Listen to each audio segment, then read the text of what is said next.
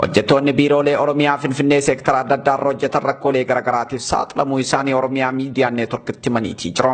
Hojjettoonni kunneen waajjiraalee mootummaa naannoo Oromiyaa magaalaa Finfinnee keessatti argamu keessa hojjetaa oolanii galgala Bishooftuu Hoolataa Shanoo fi bakkeewwan birootti akka galan himanii ijoollee keenya torbaanitti guyyaa boqonnaa qofa arginaa jedhan. Ganama sa'aatii 11tti wayita hojii deeman ijoolleen hirriba irra jiru galgala sa'aatii 2tti wayita mana gahan ijoolleen isaanii rafaa jiraachuu himu.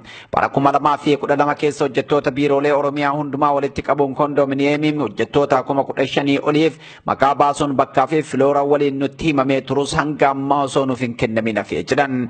Dhimma Kondominiyeemii waliin wal qabatee yoo gaafanne doorsa hamaan irratti raawwatu kan jedhan hojjettoonni kunneen bara 2014 akka lakkoofsa Itoophiyaa Kondominiyeemii fudhattuun qarshii 100% kafalaa jennaan hundumtuu waan qabu gurguree ijoolleen baay'eenis mana maatii isaanii irraa gurgursiisanii 580 hanga 890 kafaluu himan. Mallaqa kana hunda kafalanii hanga ammaatti manni isaaniif kenname akka hin jirre himaniitii jiru. Bara 2010 hanga bara 2012 jidduutti lafti isinii kennamaa waaldaan gurmaa jedhanii waaldaan gurmooyne baankii siinqeetti birrii 46,000 fi kalliizii birrii 7,000 kafalus nuuf hin kennamne jedhan. Walakkeessa bara 2018 keessa bulchiinsi magaalaa Shaggar namoonni lafa fudhachuuf kanaan dura gurmaan dokumentii liizii fi kafaltii kooppii qabachuun akkasumas eenyummaa biyyaalessaa qabatanii dhiyaachuun akka mallatteessan beeksisa baasuu isaa hordofee waan barbaachisu hundaa guunne jechuun OMN itti himan. Haa ta'u malee bulchiinsi magaalaa Shaggar gurmaa'insi duraanii diigamee jira jechuun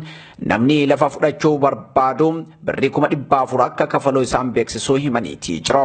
Hojjetaan magaalaa Finfinnee keessa oolee magaalota birootti galuu mallaqa kana hunda bakka fuudhee kafaluu hin qabu jechuun hojii dhiisuu maatii keenya waan jiraachifnuun hin qabnu jedhan hojjettoonni kunneen. Hojjettoonni kunneen mootummaa yeroo garaagaraatti mana isinii kenna jechuun mallaqa irraa guuraa turus hanga ammaatti manas mallaqa kennas hin arganne jechuun dubbataniitii jiru.